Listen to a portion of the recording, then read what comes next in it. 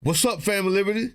Drill Sergeant, aka Admin Doug here, and today we have to talk about human beings being detained, put on a plane, in chains, sent to El Salvador with no trials, no warrants, no lawyers, not even proof of who they are. That's right. Not only no due process, people, which I thought we all cheered as Americans, all that land of the free and whatnot, but they are being disappeared. It turns out there's not even a record of the human beings being deported. Parents with no idea where their sons are. Kids have no idea where their parents are. Did they fall into a ditch and get eaten by fire ants? Were they swallowed whole by a Florida alligator in the middle of the night? We don't know. We don't know. They're gone. They're disappeared. It's not hyperbole. Legion Miller reports on this story right here. Because of the lack of clarity on which people are on those flights and what they're accused of, their own families have no idea where they are. According to the New York Times, one mother's 24-year-old son spoke to her on Saturday morning from a detention center in Laredo, Texas, and told her he was going to be deported with a group of other Venezuelans, but didn't know where. Soon after their conversation, her son's name disappeared from the U.S. Immigration Authority's database, and she hasn't heard from him since. She has no idea where he is. Despite the fact that the Constitution protects due process rights for all people, not just citizens. But because they're brown or because they're Muslim, decades of Islamophobia and centuries of racism and harmful stereotyping means that it is far too easy to violate the rights of human beings, to dehumanize them to the point that society is willing to look the other way, or in the case of Trump supporters, cheer as they're held captive without due process and forcibly removed from their homes, whether or not they're legally allowed to be here, whether or not they have done anything wrong, and with no proof, no accountability, and no oversight. Family Liberty, there's another problem here. When the judge that's overseeing this case of immigrants being sent to foreign countries to which they don't belong said he needed more evidence. Oops. Looks like they already put them on the plane and took off.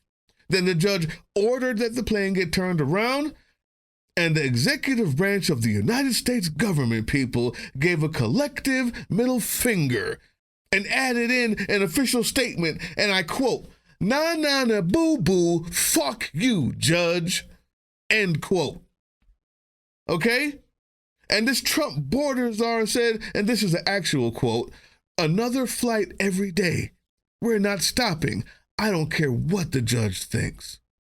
The party of law and order indeed, huh? So, as a side note, if you ever wondered how seemingly regular people fell so far that they could see the concentration camps in Germany and just turn their heads, go to work and back home and act like nothing's happening, this is how that's done. And make no mistake, they did know. Jewish people were well integrated into society. They chose not to ask questions when they disappeared. They chose to ignore the camps in their neighborhoods. They chose to believe government propaganda about Jewish people. You can make a different fucking choice. Huh? This is what the dehumanization does. This is what it looks like. Another clip here. Official video of the arrival of immigrants from the United States, posted by the president of El Salvador, shows inmates shackled, forcibly bent over, their heads shaved, and then lined up on a prison floor surrounded by heavily armed guards in balaclavas. These men have not been identified by either the U.S. or El Salvador, nor has evidence been provided of their alleged gang membership. Their membership in gangs, named in executive orders by the president as terrorist organizations, is the reason given for why they have been taken and given zero due process, forcibly removed, and sent to a country they likely have never set foot in, to be held in a maximum security prison outside the oversight of U.S. courts and lawmakers, with absolutely zero transparency as to the practices inside the building. Today, Monday, the White House posted a video on Twitter of men being chained up while the song "Closing Time" by Semisonic played in the background, with the caption, "You don't have to go home, but you can't stay here." It's closing time, huh? Funny songs in the background. Desensitized at seeing people being pushed around like cattle. Because it's not you. A critical part of controlling your population is to control information. This would seem to be difficult in this day and age. But they've had help from AI bots, and they're talented at blowing the dog whistle with their control of the vocabulary. They're told what to say to criticism of what they've bought into. Their responses sound robotic. Have you heard it? Have you seen it right down there in that comment section? Go look on Political Drain. You'll see it there all the time. They have indeed been programmed. They exhibit cognitive dissonance on issues like book banning, claiming it promotes freedom, for example. They tap into slam dunk like protecting children from the porn to add an element of righteousness and superiority. You seen this? No matter what your question is or what the topic is. So you're okay with child porn? That absolves them of any more thinking. The programmed answers. If you want to take a look at that programming, the zeros and the ones, you want to go inside the book. Just turn on Fox News or Newsmax the day before. Guaranteed what they type next will come straight from the server. People promoting a culture of judgment of others is a critical element in the destruction of a civil society. Get your citizens to turn on each other, to bicker, to argue, to be willing to report their neighbors to the authorities to protect their own family. While they're busy attacking one another, they'll be distracted from the larger issues to ensure that your wealthy elite allies continue to thrive so they will remain loyal and turn a blind eye to what's happening to the country overall. You give them something to hate. If those videos being reported and pushed by the White House itself of dehumanization and laughter at human suffering, if those robotic tinkerings on the internet underneath your video or mine in your comment section on Facebook haven't shown you what's happening, I can tell you that it's become apparent that the final solution is being put in place, just like Mein Kampf spelled out. The book burnings, then the banning, started in 1933. Almost 10 incremental acceptance of hate-filled years later, the Wannsee Conference happened in 1942.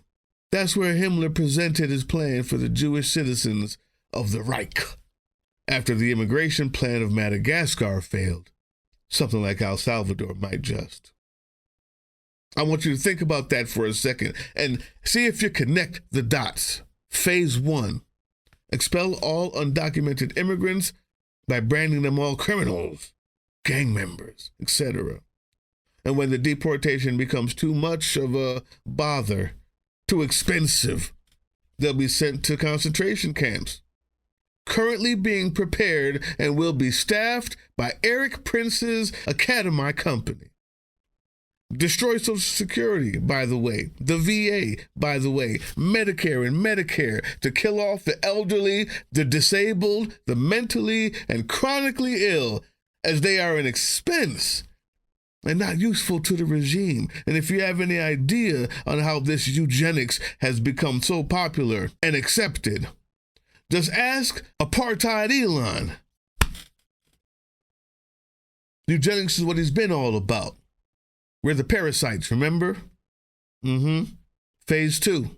Having claimed that he tried everything to get rid of those who are the enemies of the state, and even Alien Enemies Act couldn't solve the problem, he will invoke martial law and suspend due process. He will also cancel the 2026 midterm elections. This will likely cause a civil war of some sort. We don't need muskets anymore. There's a lot of ways, digital and physical. It'll be soft to begin with, but he'll then begin to round up the LGBTQ plus people, identified Antifa and communists. And they'll join undocumented migrants in the camps. Phase 3, identify all resistors of the rule and any ethnicity or skin color as a combatant or an enemy. Off to the camps they go. Family Liberty, you're looking at the resistance of his rule. People who speak out, people who have a platform. You're watching the resistance of his rule. We're not just out here to provide a nice, angry 20 minutes. We know, and you should too, that we're putting it on the line. We're putting it on the line because in phase 4, Admin V put it so eloquently. I want to just say exactly like she said it. The final solution wasn't put into place until 1942, after they'd taken over Poland.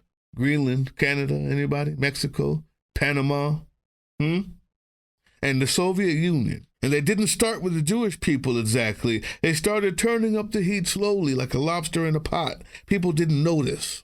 They started by jailing their political opponents. Then they took away citizenship from the Jewish people and started hunting them down and blaming them for all political things. And when they put them in the camps, we are near the end of phase 1.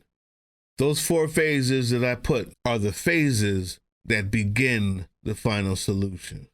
After that, I only hope you know what comes next. You see, the dehumanization of others is pretty damn near complete. And quite frankly, America's version of racism was studied and copied by the Germans as they looked to the southern states and admired how efficient America was at keeping the Negro animals in their cage through Jim Crow laws. So the ground is fertile here. It's always been. It's always been just underneath the surface. But also, so has America's innate hatred of monarchy. That's how we started. Rulers, kings and queens who dictate from on high in white castles made by the sweat of people who couldn't afford the tools they used to make it. We Americans have had a history of being a pain in the ass of anyone and any group that thinks they're better than us. And right now, that group is the 1%.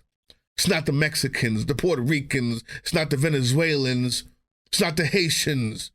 That group is the 1%, and they're trying to use immigrants now, and then folks like me later, and eventually the rest of you, in a game to keep you from demanding access to what we built, all right? A fairer share of what we've earned for them. But I hate to say it, that this final solution, when it's done, it's done. We don't have any more time to rekindle the spirit. It's now or off to the camps for anyone who dares try it later. I say, join me now. I say, join us now. While we can still engage the enemy on our terms, not theirs. Join the Sons of Liberty Discord server. There's a link down there somewhere, and there's all kinds of videos on this channel about how to do it. Join Drill Sergeant Special Ops Team if you're nasty. And you don't mind getting vetted thoroughly. Yeah, it's a different type of team. Go check out some of my videos on Political Drain YouTube channel to find out how to do that. Leave a comment in one of the videos over there. If you can't find it, don't worry about it. I got you. Most importantly, resist. Resist. Any and every way you can. Resist. So if you made it to the end, all the way to the end without giving up, you type in the comment section, Drill Sergeant. I made it, Drill Sergeant. And yeah, it's about that time. And now it's time for the throw punch!